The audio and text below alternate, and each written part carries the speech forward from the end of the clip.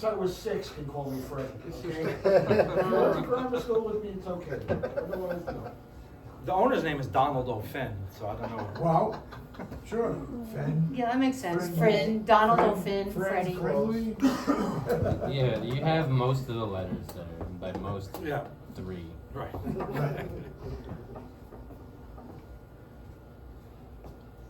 time is it? Well, I was just feeding you lines before. I know. tracking. 5:06. All right, let's get started. All right. Random needs no introduction. Should I use this? Hello? I'm not going to use that. But I'm going to do that again. For what's fun. Hello?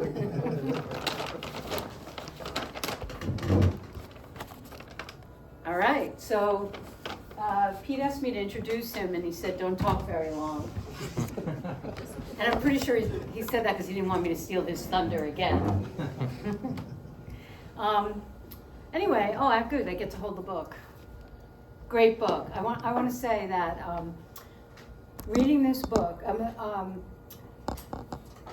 maybe I felt understood because there's so much despair in here, and so much whimsy. And all the feelings. And those of you who don't know, I work as a psychoanalyst, and we're all about the feelings. That's why I was afraid to give you the copy of the book. You should have been. But we love the feelings, and I love this book because I get to feel a lot, and I actually felt closer to you when I was reading it. Cool. Thank you. So Pete, you all know Pete. He's kind guy. He's always been kind. That is the one thing that's been consistent all his life. And I'm really proud of him. Well, thank I'm you. proud of this book, and I'm proud of this man. So get to it.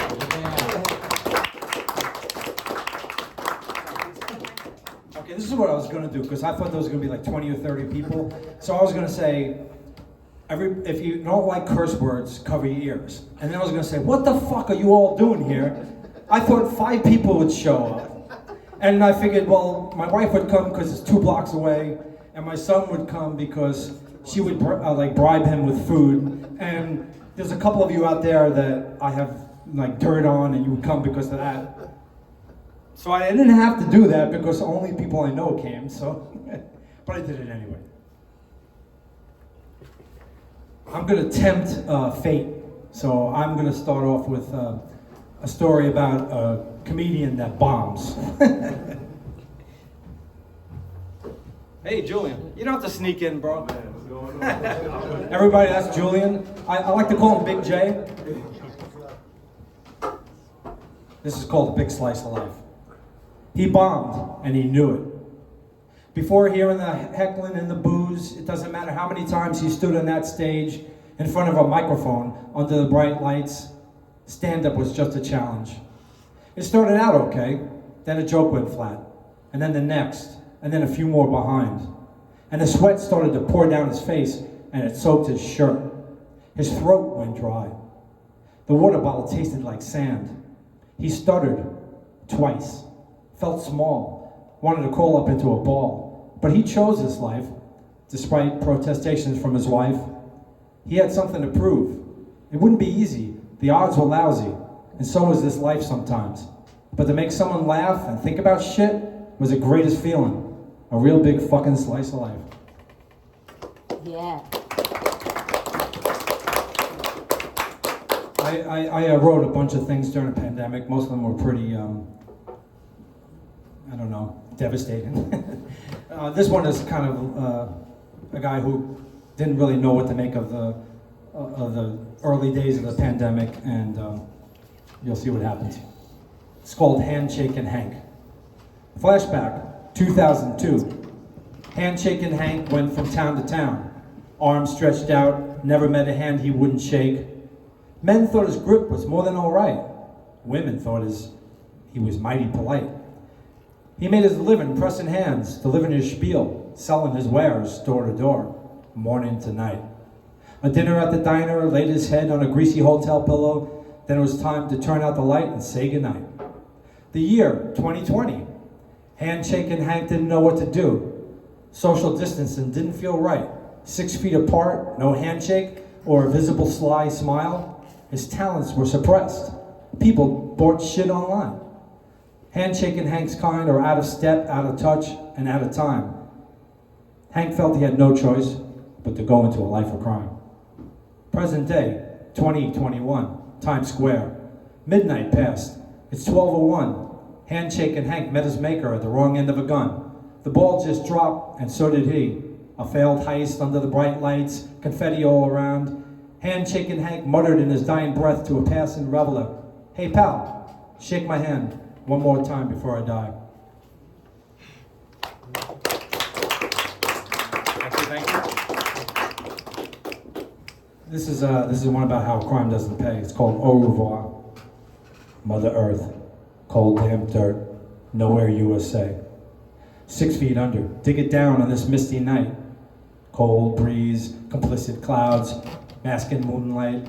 Sins committed, lifeless body, a man no more, dropped down with a thud. Not a witness, preacher, mourner in sight. Save the sign of the cross, no prayers recited. It's just a job done, a buck made, dirt pushed by sweaty hands, grip and shovel, a tool just like the gun before it. Footprints swept, no trace left of a life gone astray. You play the game, it can end this way. No goodbye, au revoir, hasta la vista baby. A wannabe made man, poof, he's gone. Proven once more, crime just doesn't pay.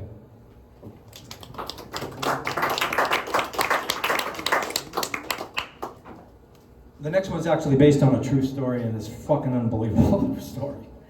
Christmas Eve, 1971, this young girl, not quite 18, just graduated high school, and she took a plane trip with her mother, and the plane got hit by lightning, it split in half, and she was strapped to her seat, fell from the sky, and landed on trees in the Amazon jungle, and survived. There's a couple of weird more facts about that. When she was 14, her family actually lived in the Amazon, so she learned how to survive in the Amazon. And somehow she managed to walk for, I think, 8 to 10 days or something like that, searching for water, figuring that if she followed the water, she would find, civilization, and it worked. And she wound up becoming a research scientist, and she's still alive, actually. In 1998, Wim Wenders did a documentary on her, because he was supposed to be on that plane to do the setup or scout for the Wrath of God, and luckily for him, he wasn't on it. And him and Julian went back to where the plane crashed, and they shot footage and talked about what happened. And this is her story. It's called Tumble, Julian. Sky lit by strikes of lightning, connecting, causing terror. Cabin split apart like a tin can. Tumbling Julian, buckled in, strapped to her seat, descending to the unknown, life flashing like a bad dream. Spinning sky, falling debris, so was she. The scars were plentiful and deep, visible on the outside, simmering within. Being a lone survivor has a price, losing your mom even more so. Plunging nearly 2,000 miles, 10,000 feet, time standing still, and finally crashing into a tall Peruvian rainforest tree. The jungle, one of 86, alone, not quite 18, left to fend for herself in the constant hot rain, amongst the wildlife, the snakes, the reptiles, insects, and swarming bees. She listened for water, walked for days, and finally found her way, miraculously saved.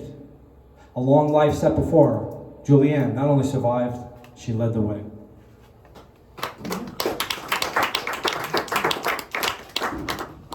My friend Greg is going to come up and join me on this one. It was kind of random. I've known Greg since the late 90s, and we're on Facebook and Instagram, we see each other. And I was like, I could really use a sax player for this, and I know he plays the sax. And I haven't seen each other for a long time, but I figured, hey, what the hell, worst you could do is say, what, are you fucking kidding me? I got better things to do on Saturday night. But he said yes, so what the hell? This is going to happen.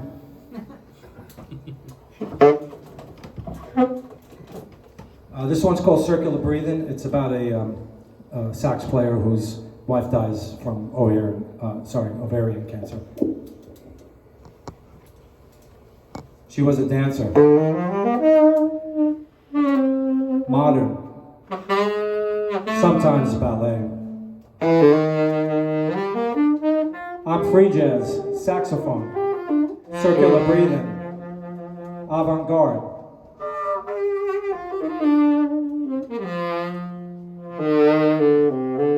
We collaborated in life, on stage. We got each other, the good, the bad, and the ugly. Years ticked by. We did art, sacrifice. We were happy mostly. Money was tight, creativity flowed. It kept us going, together as one. She felt sick. She told no one, and not even me.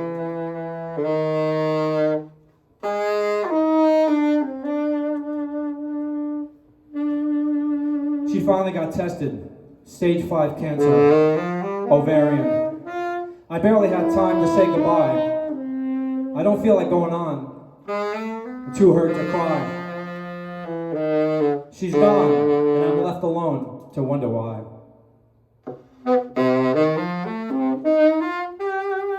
My muse, angel, love, partner in crime. Dance in heaven with angels and saints, if you will.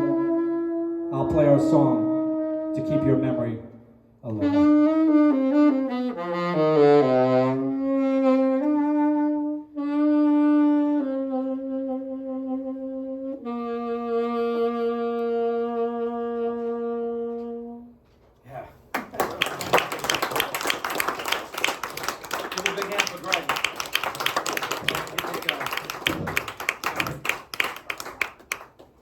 My friend David, this is a family thing. Hi. I met David we moved into our house in '99, and somewhere in '99 or 2000, he was wearing a Yankee cap, and he walked by my house. I was sitting in the front yard.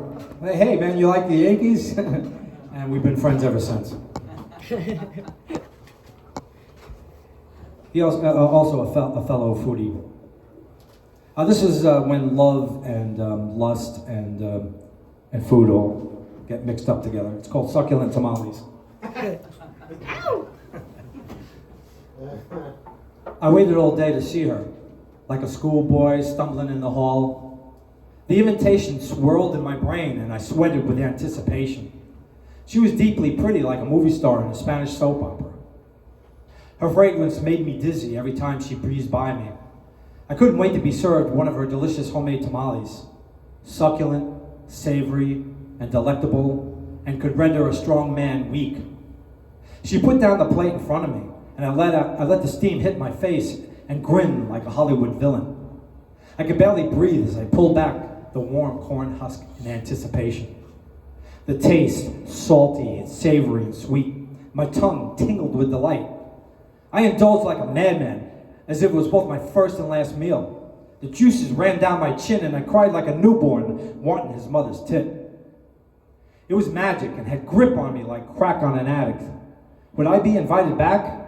And if not, how would I go on? I looked up there, and I saw her eyes glisten as she smiled at me. It was then I thought, hey, I just might have another chance of her magic culinary delight, to be lost in the dreams she served on a plate of spicy splendor. It's hard to say, spicy splendor.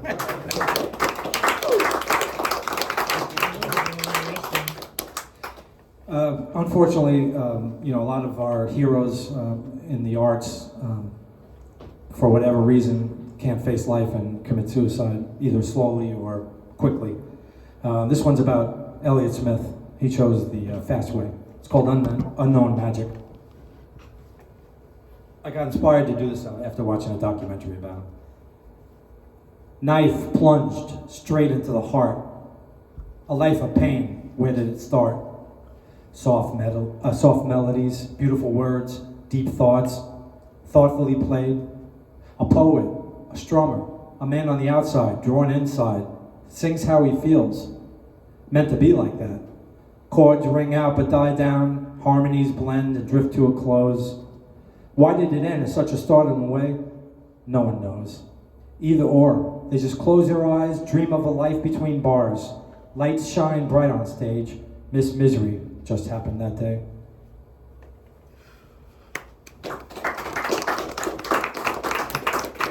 Keeping with the theme of great singer-songwriters who don't make it, this one's dedicated to Townes Van Zandt. It's called Worse Than Falling Down. Living is mostly wasting time, and I've wasted my share of mine, the great poet Townes Van Zandt once sang. Melancholy in verse, took drink and drugs to ease the pain, abused himself to an early grave. I sit and listen to his song and wonder what it means. I've never been in this place before and I don't know how to get out. There's got to be more to it all than that. Hoping for an answer I could do something about, because being stuck is worse than falling down. The days ahead are fewer than the ones behind. The worth of my legacy is in doubt, and my resolve to build it slowly running out. Like the last grains of sand in an hourglass, I wish I could flip it and start from scratch and waste my share of time once again.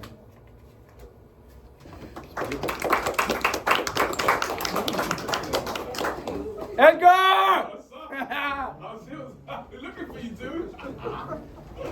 All right, so Edgar I've known since the early 90s. There's a lot of people here I've known from different parts of my life. And he's a great friend, and I'm really glad he's here. But you're late, Edgar.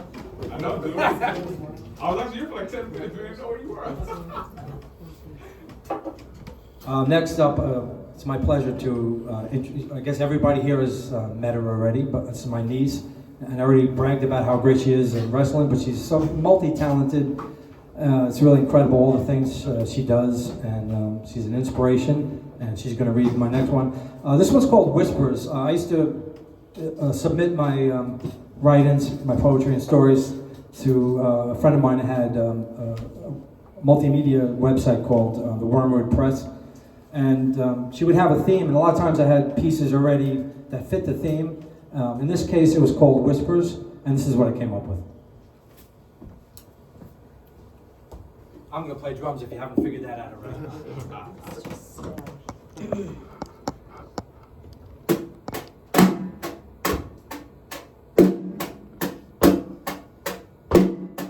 The whispers told her she was pretty. She was a princess, mother's little helper, dancing ballerina, so fit and thin, with lovely porcelain white skin. Straight A student, captain of the team, fit right in at all costs, prom queen, sorority sister, good girlfriend, beautiful wife, the best mom on her block, president of the PTA. The whispers didn't stop. She tried to drift them away. They got louder. She took some pills. The whispers turned to a scream. She was admitted, strapped down. The whispers cried, and so did she. The whispers got louder and louder and louder and shouted she wasn't whom she was meant to be. No matter how hard she tried, she would never be.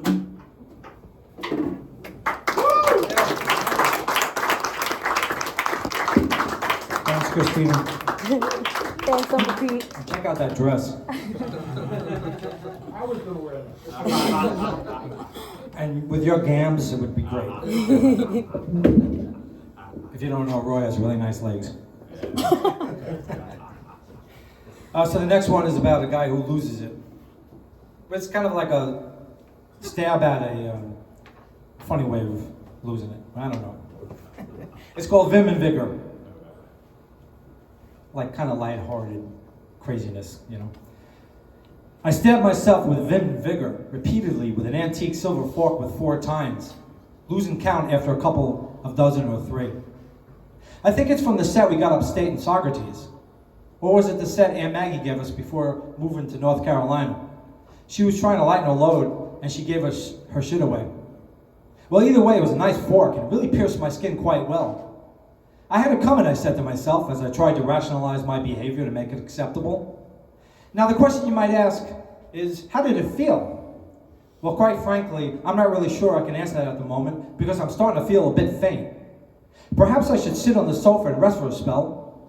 The plastic cover Mary Jo bought will keep the couch from getting stained. Last thing I need is to hear a bitch about the stains if I sit on the plaid recliner. Maybe I could watch something on TV once the room stops spinning. Downton Abbey is finally on Amazon Prime. I've been meaning to see what all the fuss is about. Wait, they have Dean Martin roast Lucille Ball on? I love me some Dino, and that Don Rickles fella is a hoot too. They don't make comedy like that anymore. I think a good chuckle will hit the spot right about now.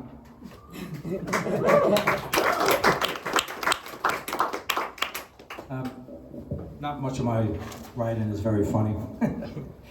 This one I wrote in June of 2000. It's from this is dedicated to George Floyd. Mother, I need to hear your voice. It's lilting melody drenched with love, reassurance. A voice that comforted me as a child, that could take away the pain of growing up and wrap it in a warm caress. I am a man now, but I only hear noise. Howling winds clattering with hate, drenched in anger, set to belittle. I am not seen as a man, the man you raised, with love and morals, faith and belief in myself and the possibilities. No, I've been struck down. I'm on my knees begging for mercy like an animal in a trap. I need your voice, now more than ever, to save me. Mother, do you hear me? Mother.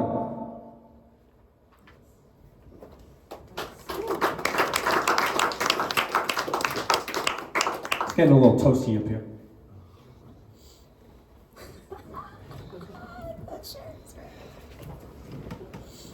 I bought this shirt.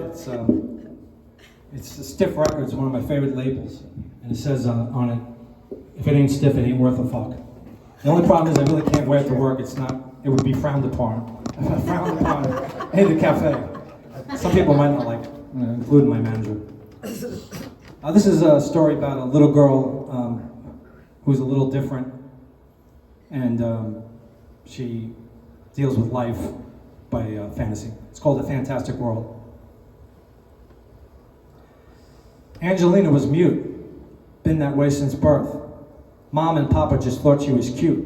There was a kid inside whom would burst forth someday. But from the emotions she'd hide, pretend was safer somehow, little princess, conquering superhero, astronaut flying to the unknown, were the games she'd play. She drew pictures, wrote stories, acted out scenes, things important from deep within, her life and no one else. In the neighborhood, she was just a girl with nothing to say, an oddball not chosen, left out of games kids play. But in her fantastic world, her life was her own. It was much better that way.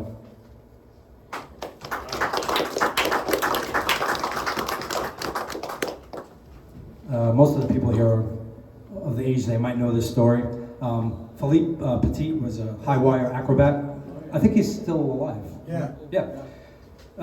World Trade Center opened in 1973, and in 1974, he strung a cable across from one tower to the next, and for 45 minutes he walked back and forth, which is, I don't know how anybody does that. So in order to practice for that, he went up to a place, and believe it or not, it was called Marbletown, and that's how I came up with the story. I read about that. It's called The Stunt for the Ages. He lost it in Marbletown. Can't say he didn't see it coming. Life's been a high wire act for longer than he could remember. And that was the place to do it. It has that sort of reputation. Not much of anything happens there. Great place to have a breakdown. No one to take notice. No adoring crowds holding their breath, hoping you don't fall. Life could be daunting over 1,300 feet high. One false move and your sidewalk splatter. So he readied himself in the mountain air, practiced his craft, got ready for the show. An act of bravery or sheer madness. Dare in ballet, balance in life with every breath. A death-defying stunt for the ages.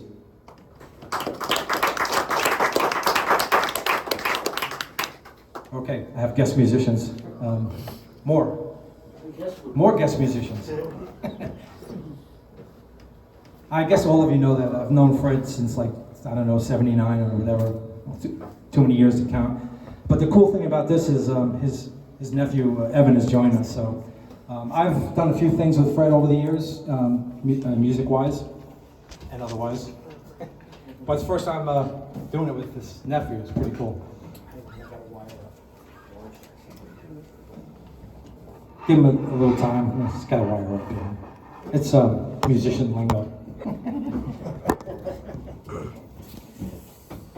Actually, while he's doing it, this story actually has deep meaning for me.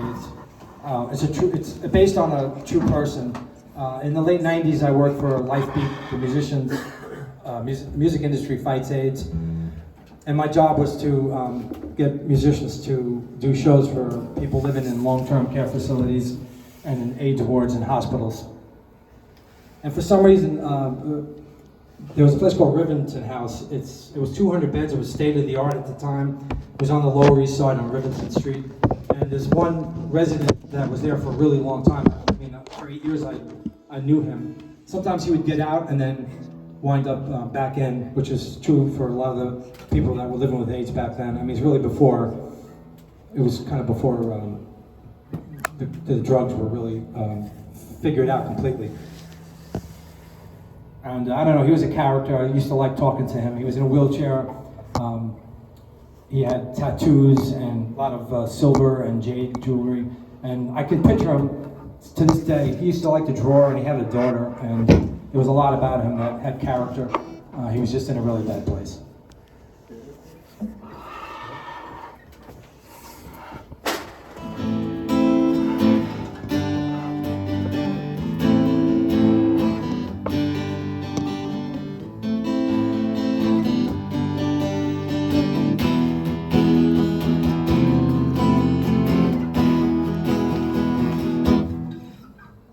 With his gloved hands, he smacked the plate-sized button, and the front door of the residence automatically opened. And he wheeled himself out of the door, down the ramp, and up the block to the park. It's not central, but it had trees and benches, and sometimes pretty girls flitting by. It took him back when he was young and had game. Now he was stuck in his chair, watching life on the east side leaving behind. He didn't recognize anyone anymore, and he missed the old days. Hanging out on the street corner, drinking a Colt 45, and bragging with the crew. They are long gone, and Jimmy's Corner Bodega was now a fancy boutique. He quickly gulped down his Bustelo, afraid some well-meaning hipster would toss coins in his grind. No, he didn't take handouts, at least not that way. And yeah, he lived on the government's dime, but he had no choice. Not a choice.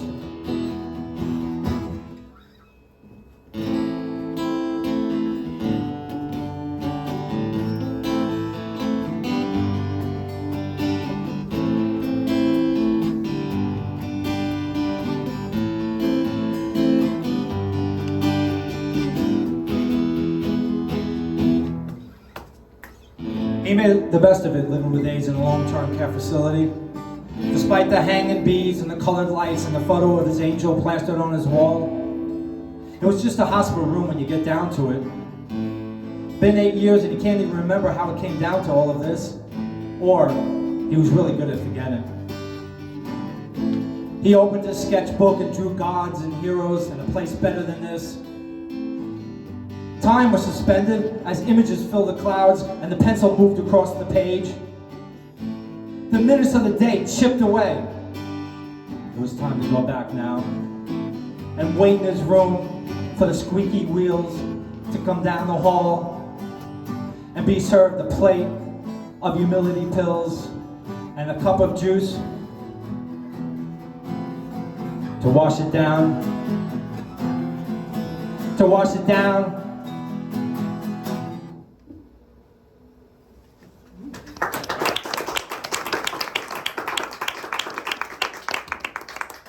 Rock and roll has saved a lot of people, and myself included, and it saved the woman in the story.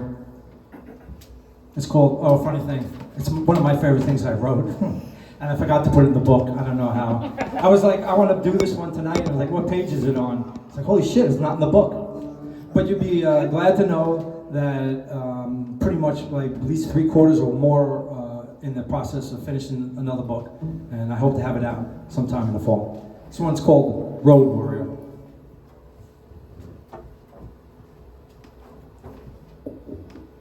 She stood erect with her chest puffed forward like a warrior preparing for the kill, and let out a guttural scream that emanated from her diaphragm and vibrated in her throat like ping pong balls in an air-filled tube.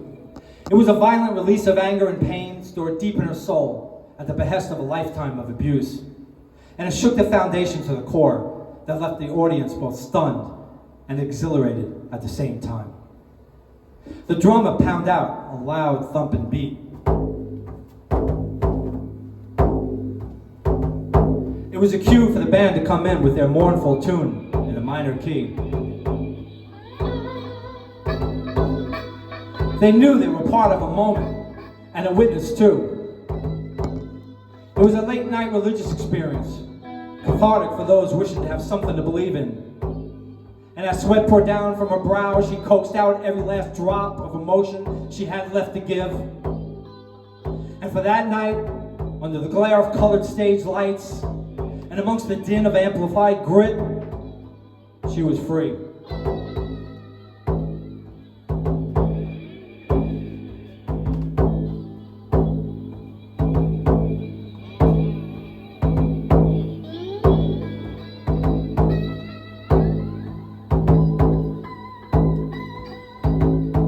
She felt like she was someone better than her own image of who she is.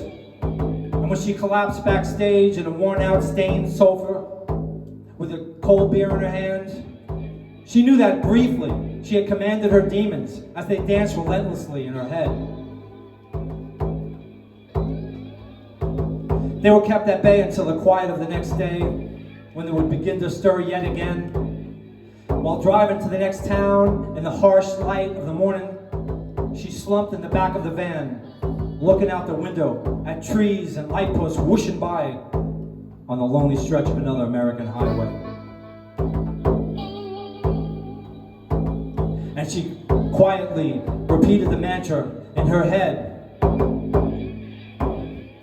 I am free. I am free. I am free. And I will summon the courage to stand on another stage in another town, in front of another faceless crowd, who will never know how truly lonely I am.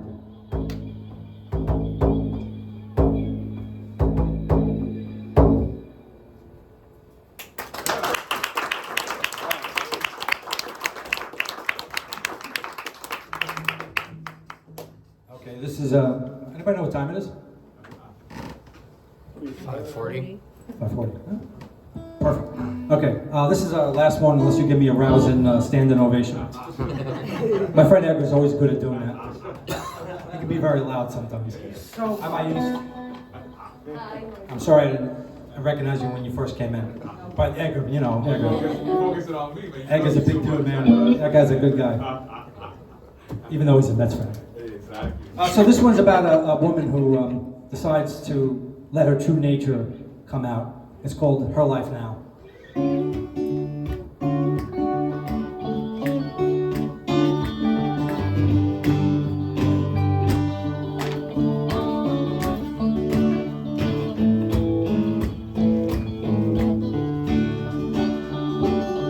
She gave up caring what others thought.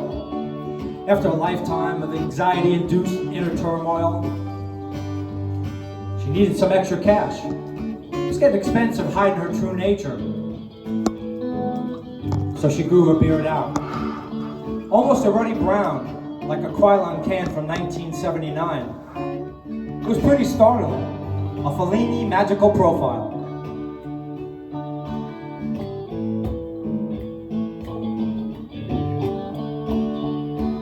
She felt proud, signed up for a side hustle in Coney Island.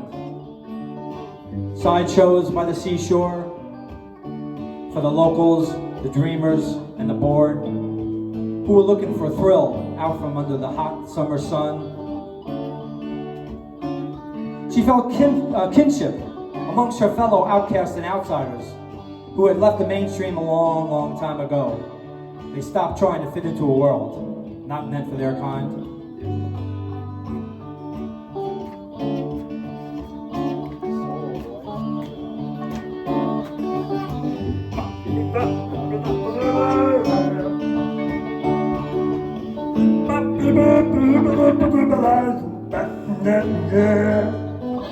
When the spotlight was turned on and the show began, and the barker welcomed the audience, the curtain was raised and they hit the stage. Life was on their terms and nothing else mattered now.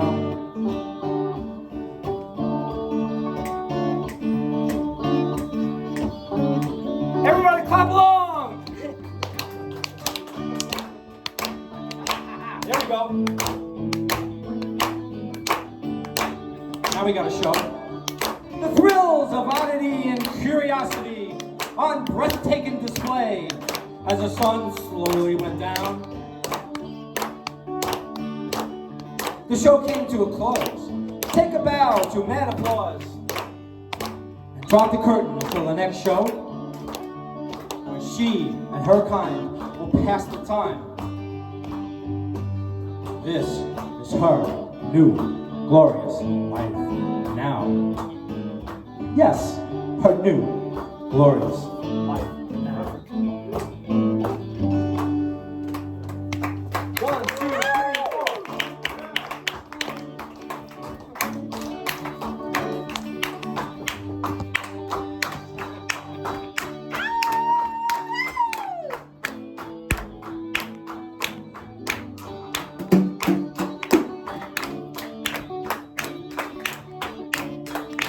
Everybody!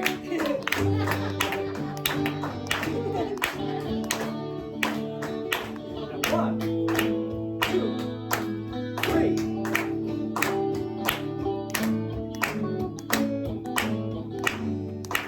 All right. All right, so I was in band for over 40 years, and I was always in the back because I was the drummer. And they never gave me a mic because they knew how horrible I sound when I sing. Basically, I like to describe my singing voice as a frog watching somebody eating their legs for dinner. Give a hand for Evan and Fred.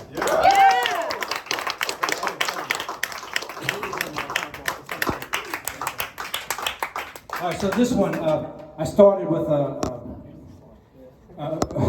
comedian that bombed, and it didn't. I don't think it gave me bad karma. I don't think I bombed.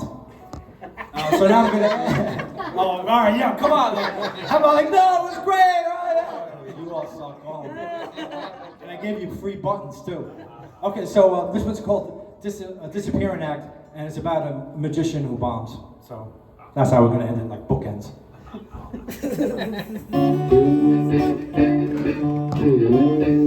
The magic was gone. No, I mean, like literally gone. He stood on the stage, the bright lights shining in his eyes, and began to sweat profusely. It was as if he could hear a loud clock ticking in his ear, as time seemed suspended and he couldn't move. They didn't know I was going to do this, by the way. A little reprise.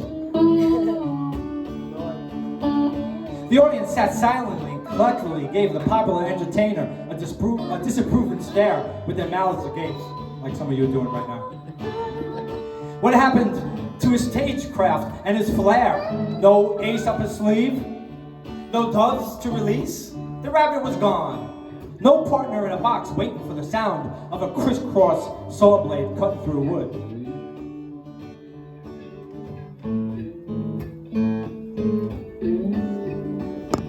It was all seemingly over. His career was at an obvious crisis, a point of no return. He looked out into the vast auditorium that used to be under his domain, with his heart thumping like a big bass drum. I'm sorry, it's a snare drum. He stepped up to the microphone and mumbled a barely audible "thank you" and "good night." And he walked across the stage, behind the curtain, out the back exit, and into the chilly, rainy night, and was never seen in public again. Keep it going. Keep it going.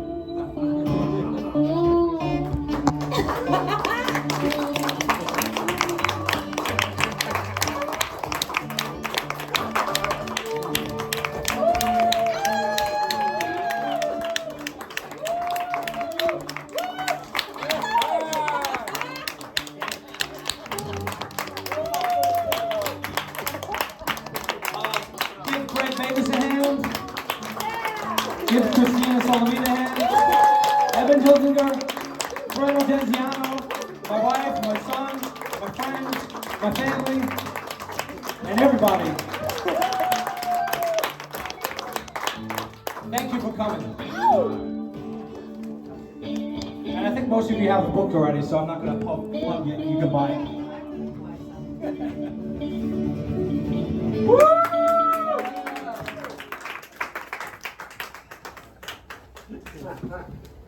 And the last words is, well, that didn't suck.